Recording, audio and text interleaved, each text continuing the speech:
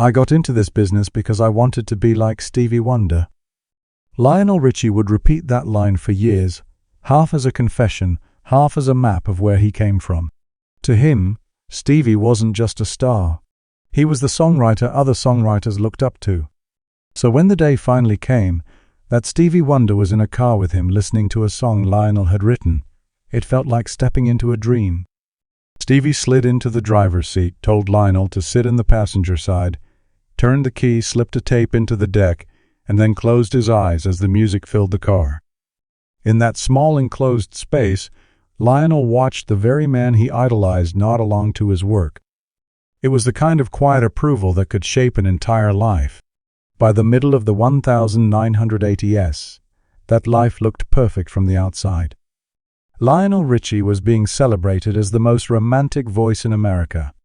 His ballads floated through wedding halls, whispered from radios during late-night drives, and played softly in living rooms across the country. His face was familiar, his voice trusted. But beyond the stage lights and polished interviews, another story was unfolding, one almost no one saw in real time.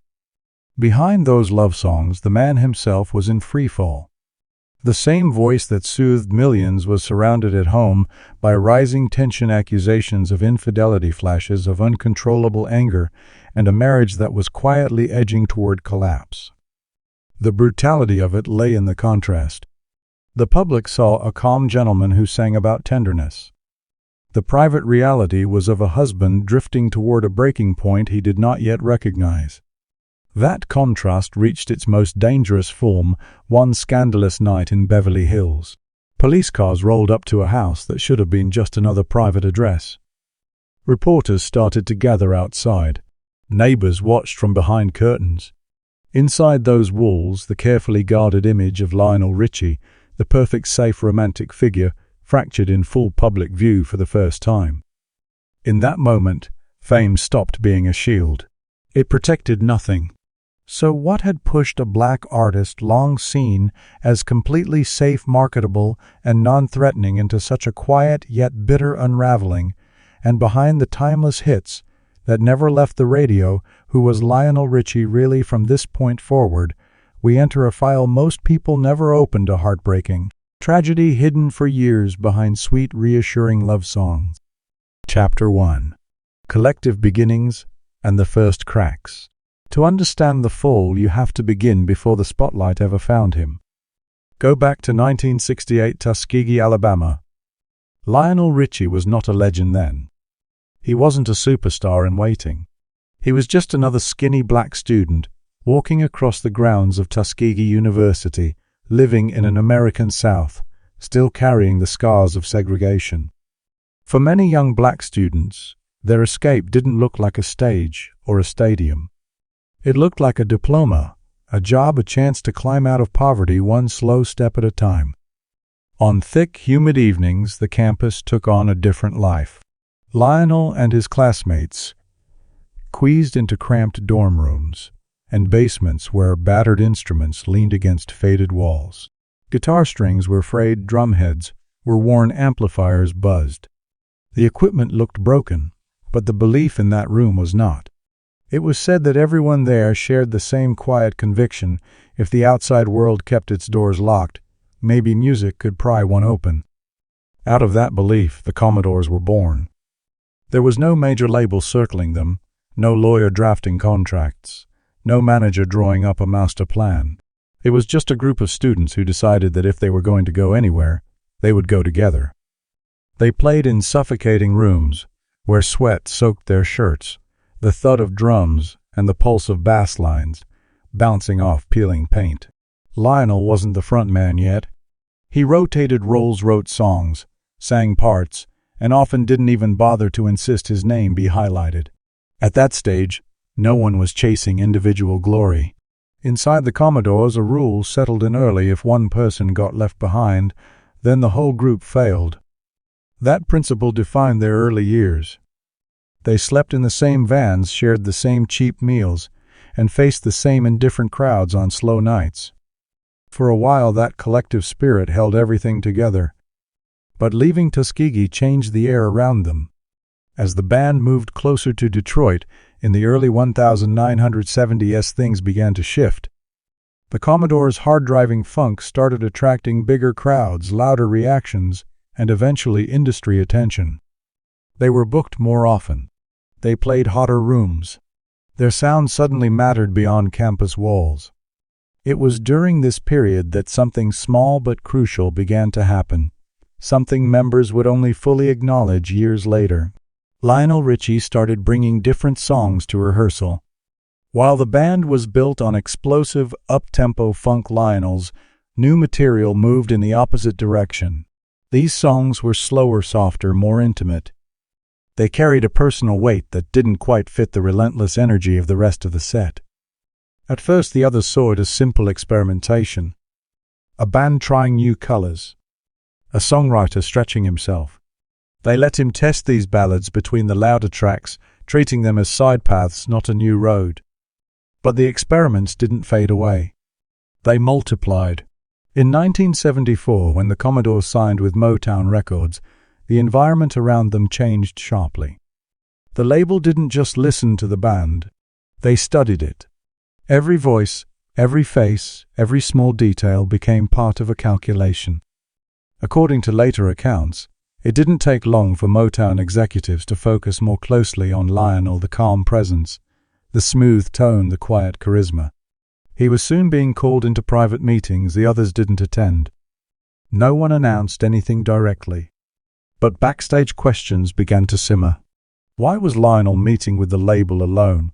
Why were certain songs suddenly credited mainly to him? From 1975 to 1977, Lionel wrote more and more ballads, steering further from the band's original raw funk core. There were rehearsals, former members later said, where the rest of the group simply stood around watching him at the piano, working through melodies while their usual high-energy sound was pushed to the margins. The shift was not declared in words. It arrived in a different form: silence. Lionel shared less. He asked for fewer opinions. Slowly he began to think and act like someone already one step ahead of the collective he had grown up with. Then, in 1977, Easy was released. Within weeks it spread through America like a quiet storm. Radio stations added it. Couples replayed it. Audiences sang along. For Motown, it was the confirmation they had been waiting for. Easy wasn't just a successful track by a band. It was proof that Lionel Richie's voice, his writing, and his presence could stand alone. After that, solo opportunities were no longer just rumors whispered in hallways. They arrived in real conversations held behind closed doors, where the other Commodores were not invited. From 1978 into 1979, the group entered its most fragile stretch, without any headline-grabbing fights or public blow-ups. On the surface, they were still together, but inside the ground was already cracked. Lionel began appearing in the press more and more as an individual rather than as just one member of a unit. Interviews centered on him. Magazine layouts positioned him at the middle of the photos. These were small details, but repeated often enough they started to cut. According to some accounts, a few members eventually approached Lionel, not with shouting but with one quiet question: was the Commodores still his home? There is no official transcript of that conversation, no recorded argument. But after that point, everything seemed to accelerate. Lionel started preparing for his own path.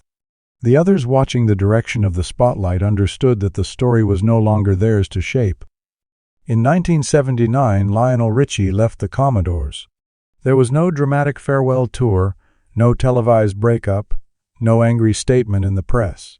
Motown released a brief announcement. Commentators called it the obvious next step for a rising star. But for the men who had shared sleepless nights in cramped vans, played to half-empty rooms, and believed they would rise or fall together, it landed like a silent blow. It felt to some like a betrayal without open accusation, a separation made colder because no one truly said what they were feeling. Lionel walked into his solo era surrounded by flashbulbs and praise. The Commodores were left standing in the shadow of what they had built together, holding a sense of abandonment that would take years to fade if it ever did. In that quiet rupture, the first brick of tragedy was set in place. Lionel Richie's personal success did not start with a clean, triumphant break. It began with a separation whose emotional aftershocks would echo for years. And this was only the first loss in the long list of things Lionel would trade away for fame. Chapter 2. The solo peak in a marriage crushed. When Lionel Richie stepped into the 1980s, he did it alone. The safety net of the group was gone. He was no longer sharing a spotlight. He was the spotlight. Los Angeles stretched out in front of him like a glittering promise that never slept, studio lights glowing long after midnight, limousines idling outside guarded gates, phone lines buzzing with new offers. According to those around him at the time, every door that had once been closed now seemed to swing open on its own. In 1982, his self-titled debut solo album arrived. It didn't just sell, it moved in waves, climbing the charts until Lionel Richie was no longer just the former voice of a band. Within a few months, he had become one of the biggest solo stars in America. The transition was so fast, so smooth from the outside that few people stopped to ask a simple question: what would all this success demand in return? From that point, Lionel's life no longer moved in a straight line. It shattered into fragments and schedules that barely connected. Days disappeared into interviews, photo shoots, meetings, and endless studio hours. Nights were spent on planes, in anonymous hotel rooms, and under stage lights in city after city. There were weeks when, according to later accounts, he could barely remember which time zone he had landed in. There were months when the only view he had of his own house in Los Angeles was through a car window as he sped past on his way out again. Back home, the house he shared with his wife Brenda Harvey began to change in a way no one could see in photographs. It was still spacious, still beautifully decorated, but slowly it started to feel more like an empty shell than a home. The silence there was no longer peaceful. It was the kind that echoed. In 1983, when the album Can't Slow Down pushed Lionel beyond national success into global superstardom, his schedule effectively stopped belonging to him. The tours stretched farther across the United States into Europe, then into Asia. He would land, perform, smile for cameras, and then leave again, often with almost no time in between. American television screens filled with his image: Lionel laughing, Lionel talking about love, Lionel describing tenderness and deep emotion with a calm, reassuring tone. But at that same moment, according to people close to the couple, his marriage to Brenda was entering its darkest corridor. Brenda was not living with a celebrity. She was living with an absence. Lionel was rarely home long enough for the house to feel inhabited. Dinners were missed. Conversations were cut short or postponed. He came in late and left early. There were nights, it was said, when Brenda waited in that large, quiet house, hearing a car pull in at the gate, only to watch Lionel rush inside, grab a bag or a change of clothes, and disappear again within minutes. The distance between them did not arrive all at once. It stacked up, tour after tour, promise after promise, to return early that quietly dissolved into another delay. People in their circle later claimed that during this time they saw Lionel begin to harden. He became more guarded, more easily irritated, more withdrawn into a world only he seemed to understand. Fame had given him power, money, and influence, but it also built a wall. It made him harder to reach even for the person who had known him for years. Every argument, every unresolved tension in the marriage was pushed into the background with a familiar excuse: work. Brenda, left behind in the silence, began to feel what many partners of stars eventually feel, that she was slowly losing her husband to something she couldn't compete with, a career that demanded all of him. The cruelest part of this tragedy was the contrast between perception and reality. Outside, Lionel Richie was praised as the ideal romantic man. Inside his home, suspicion had already begun to creep in. Long trips without clear explanations. Missed calls. Stories that over time felt thinner and less believable. Brenda did not have proof she could show the world, but she had the instincts of a wife who could feel herself being pushed out of her own life. The public never saw the arguments, the quiet tears, or the tense, unfinished conversations that filled those walls. What they did see were carefully controlled appearances, Lionel and Brenda side by side, at events, smiles held for as long as the cameras were flashing, hands held for just enough seconds to look convincing in photographs. Then when the lights went off, they walked in different directions inside the same house. It was a marriage that still existed on paper and in pictures, but was slowly dying in private. According to people involved, there were moments when Brenda tried to pull Lionel back. She confronted him directly, tried to talk about what was happening instead of pretending everything was fine. But by then, Lionel was no longer the young man from Tuskegee who had once moved in step with a group. He was a global star under relentless pressure to deliver hits, to remain visible, to always be Lionel Richie, as the world imagined him. Under that load, he began to treat the marriage as something that could be repaired later when things calmed down, when the tours slowed, when there was finally time. That time never came. From 1980 to 1984, the public saw what looked like the brightest, cleanest peak of Lionel Richie's career. The albums soared. The awards piled up. The love songs became cultural landmarks. But underneath that peak, in the spaces no camera captured those same years, were laying the first solid bricks of a marital tragedy. There was no single explosion, no dramatic scene that ended everything at once. Instead, there were cracks, small at first, then wider, then impossible to ignore. And Lionel, standing between roaring crowds and hotel room silence, did not fully grasp what he was losing. For all the applause and all the success, there was only one place that had ever truly called him a husband instead of a star. And that place was slipping away long before the world realized anything was wrong. Chapter 3. The Night That Shattered the Image.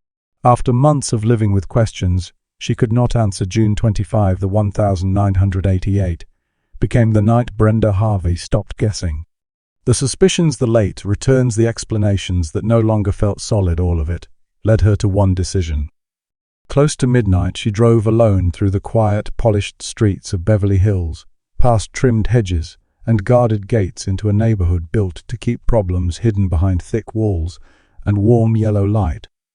There was no warning phone call, no carefully laid-out plan. Brenda was not following a script.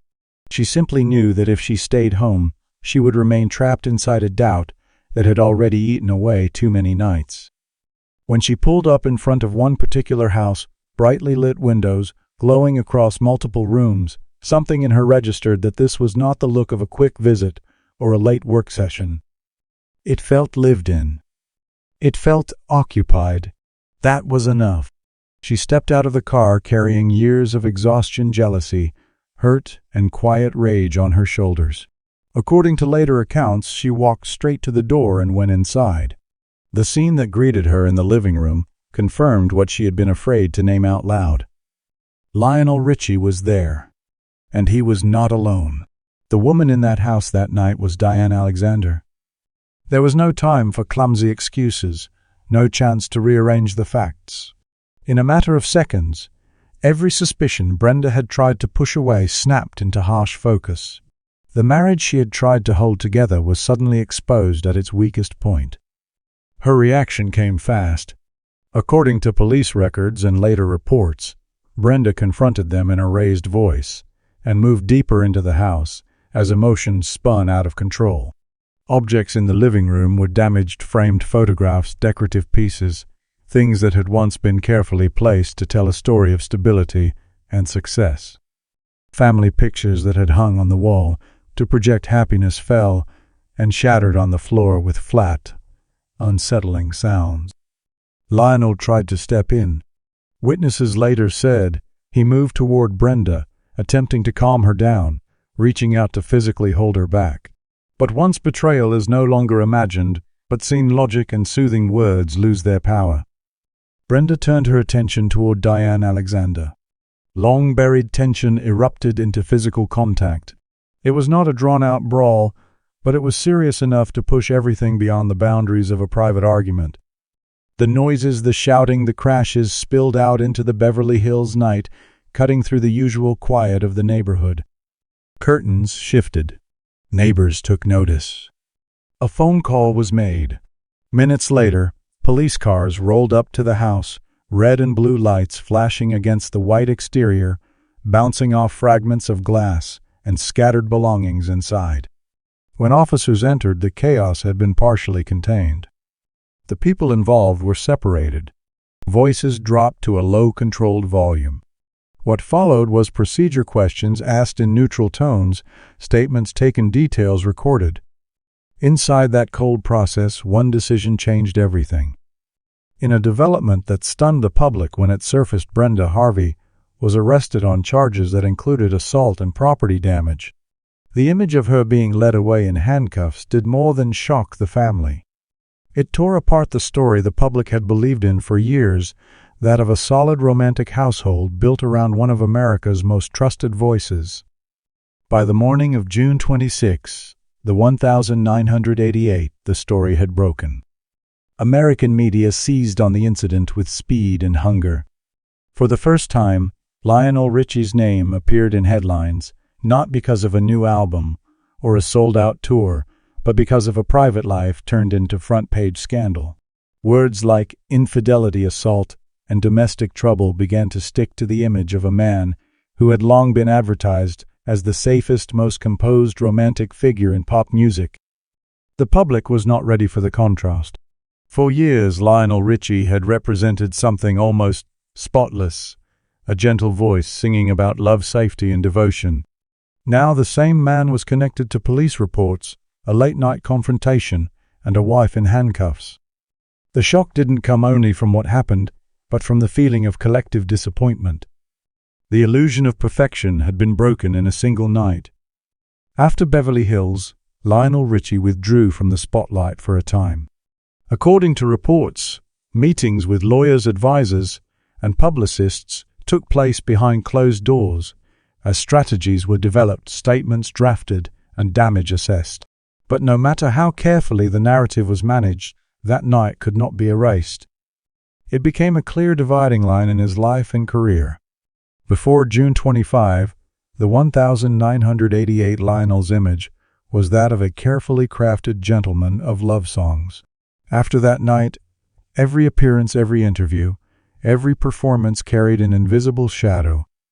What followed were years marked by fallout, divorce proceedings, legal conflicts, and a deep personal collapse that Lionel himself rarely addressed in detail. The Beverly Hills incident did not just mark the end of a marriage. It ended the era when the public could believe fully in the version of Lionel Richie shown on album covers and television specials. From that night on, every time he stood under stage lights and sang about love, there was another story running silently alongside the lyrics, a story the audience could no longer completely ignore. Chapter 4: Divorce, Isolation, and Disappearance from the Peak.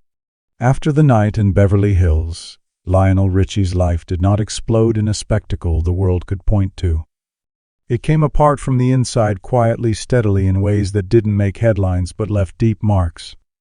By the end of 1988, as newspapers and TV shows shifted their focus to fresher scandals, Lionel returned to something resembling private life. Only this time there was no illusion of safety left. The Los Angeles house was still expansive, still elegant, still the kind of place meant to signal success. But to the man walking through its rooms, it no longer felt like home. The air seemed heavy, thick with unspoken arguments and unresolved guilt. Even simple tasks, opening the door, turning on a light, could feel exhausting. Conversations became shorter, fewer, and more careful. Nights grew longer, and the silence that once felt peaceful turned into something sharp and suffocating. From 1989 into the early 1990, as Lionel Richie and Brenda Harvey were technically still married, but what remained was not a partnership. It was a prolonged retreat. According to people familiar with the situation, they rarely spoke directly unless it involved logistics. Lawyers began to appear more often than friends or relatives. Every encounter seemed to revolve around documents, financial questions, legal obligations. What had once been built out of emotion and shared history was now being measured, divided, and argued over in cool legal language.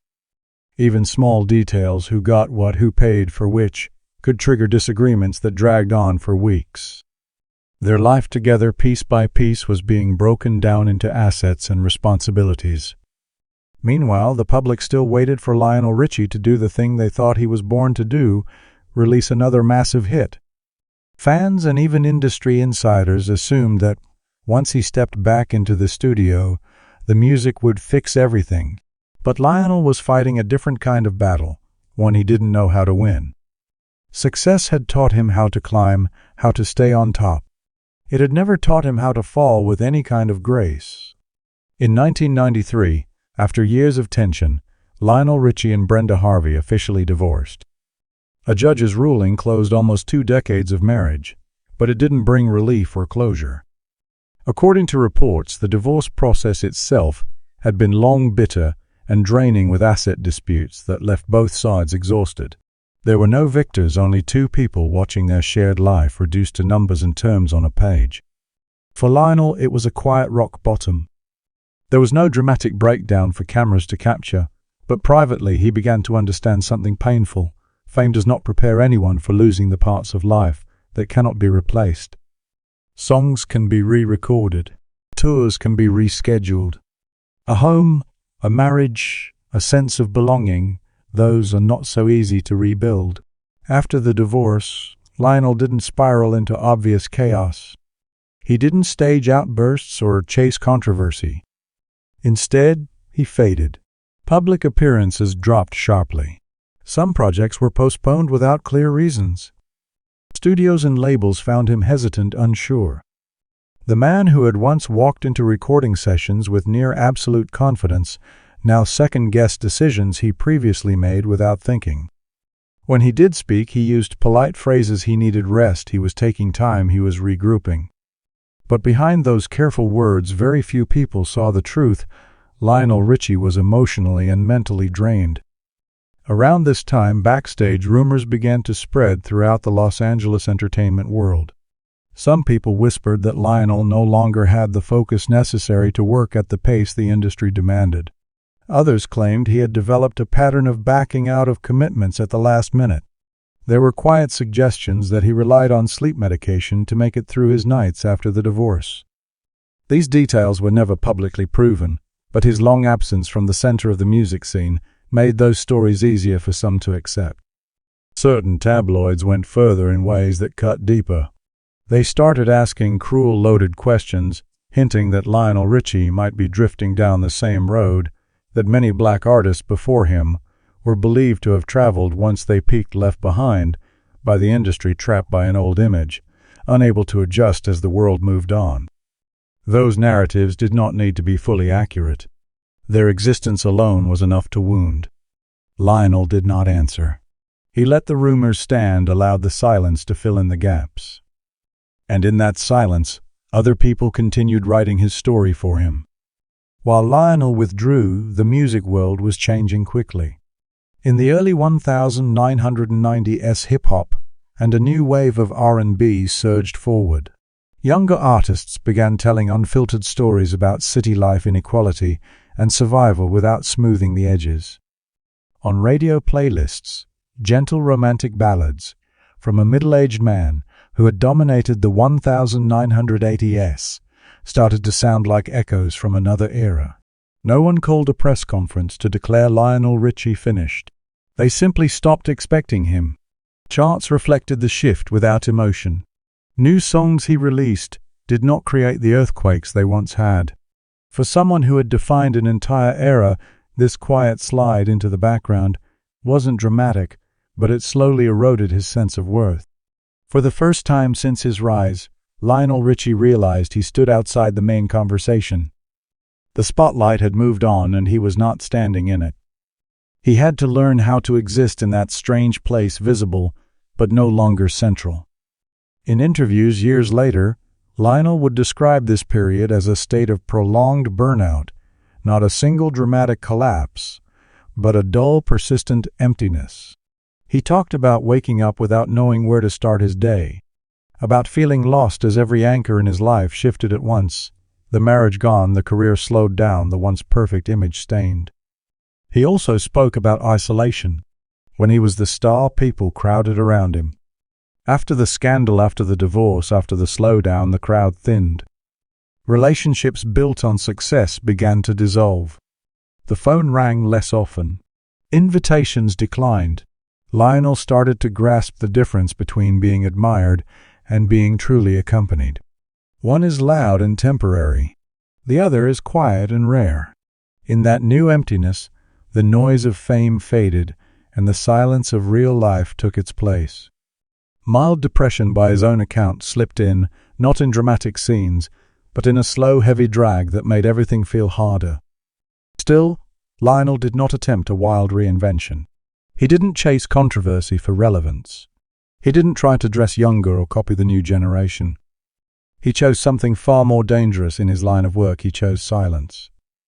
In an industry that demands constant presence, silence often looks like surrender.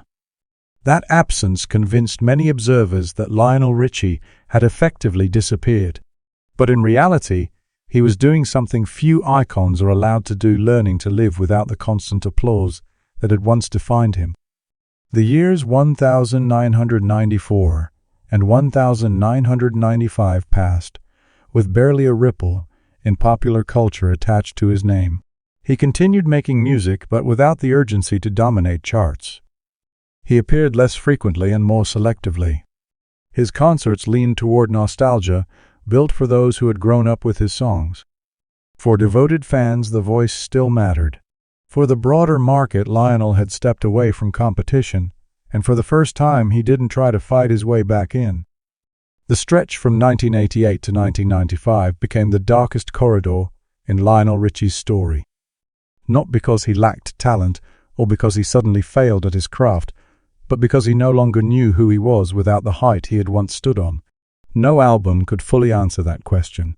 No applause could completely fill that hollow space. Yet inside this long, difficult chapter, another Lionel Richie slowly began to form, less glamorous, less dependent on constant validation. A man trying to relearn how to exist after the lights had gone down and the crowd had gone home. Chapter 5. Surviving after the legend. As the 2000s began, Lionel Richie did not storm off the stage or announce a dramatic farewell. He simply stepped back.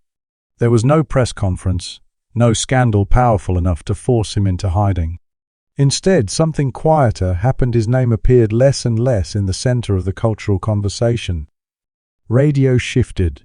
Television moved on. The charts chased new sounds. And Lionel, once a dominant force, found himself watching from the side.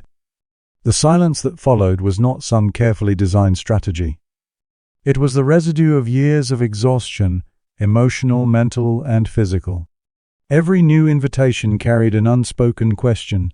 Did he still belong in the room in those early years of the new decade?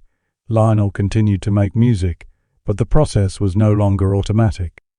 The studio door, which had once swung open with excitement, now felt heavier. According to his later accounts, there were mornings when he sat at the piano with his hands resting on the keys, not because he had no ideas, but because he was afraid of what might come out. Afraid that the songs he wrote would no longer reach anyone. Afraid that anything new would be endlessly measured against the legend he had already created and would be found lacking. Afraid of becoming nothing more than an echo of Lionel Richie, the icon. His private life offered no real refuge. Lionel grew increasingly guarded. He skipped parties, declined industry events, and reduced his social circle to a small, tightly controlled group.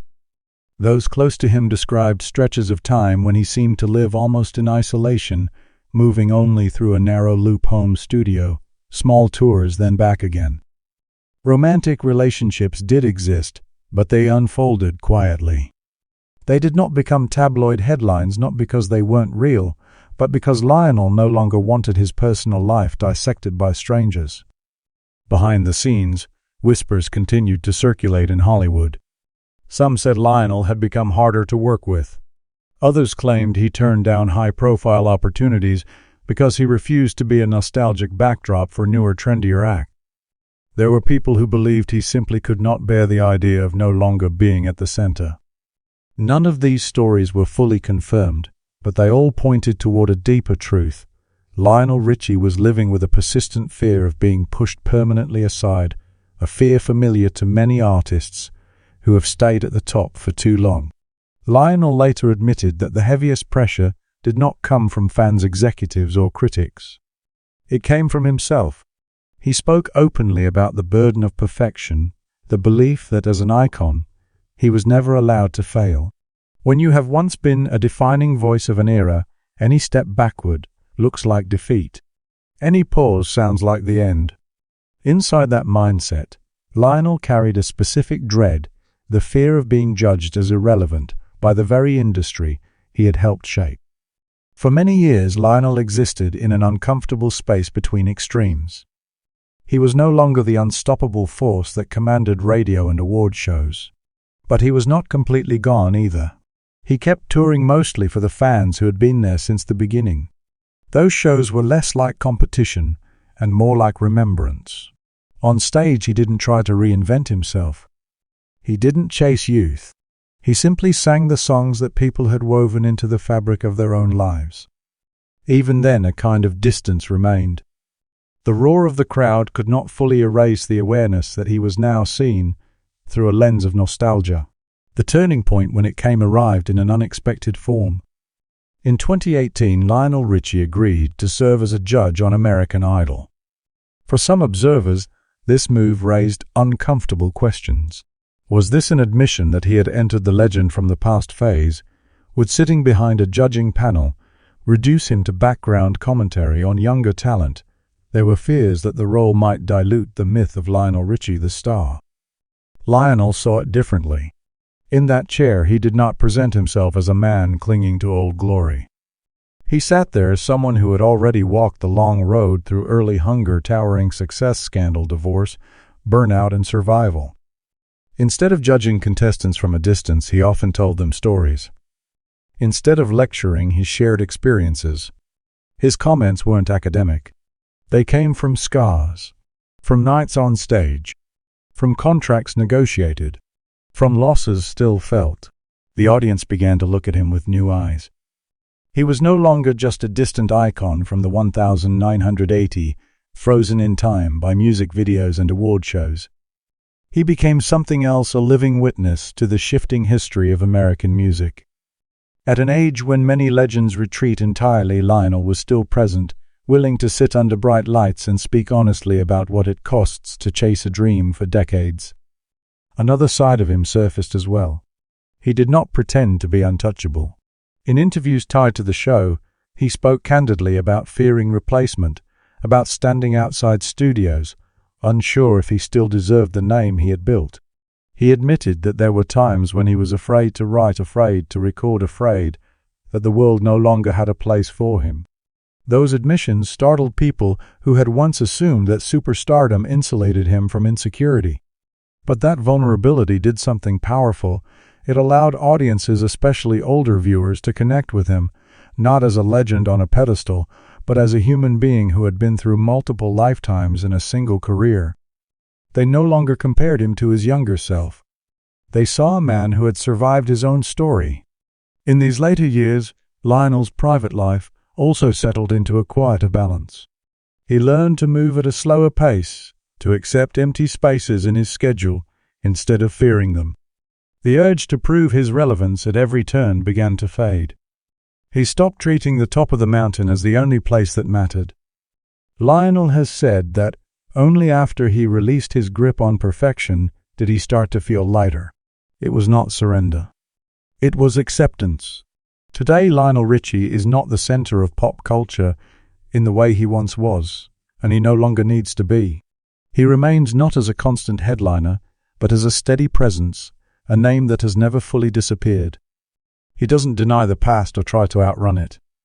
The old songs still play, but for many people, they now carry new layers of meaning. They are not just about romance anymore. They are about endurance. About living through scandal, heartbreak, public judgment, and the slow fading of fame, and still finding a way to stand. The final act of Lionel Richie's story is not a flashy comeback, not a chart-dominating reinvention. It is something more unsettling, and in its own way, more profound, the story of a man who learned how to exist after his legend ended. A man who once spent years terrified of being forgotten and eventually discovered that value is not measured by staying at the very top, but by having the courage to keep living when the world has moved on. Lionel Richie is not only a songwriter whose melodies shape generations of love stories. He is also proof that when the brightest lights finally dim, there is still another life waiting, smaller, quieter, but far more honest. His journey holds more than soft ballads and happy endings. It contains secret scandals, long silences, and a deep loneliness that fame could never fix. From the night in Beverly Hills that shattered the spotless image to a drawn-out divorce that bled into the 1990s, to the slow disappearance from the charts as trends changed and new voices took over, Lionel did not fall because he lost his talent. He fell because the price of early overwhelming fame and a carefully constructed image that allowed for no human mistakes eventually came due. Behind the love songs that comforted millions stood a man often alone, wandering through crowds of admirers who did not really know him. The story of Lionel Richie is not meant to erase the romance he gave the world, but to reveal the darker pages the spotlight never fully illuminated.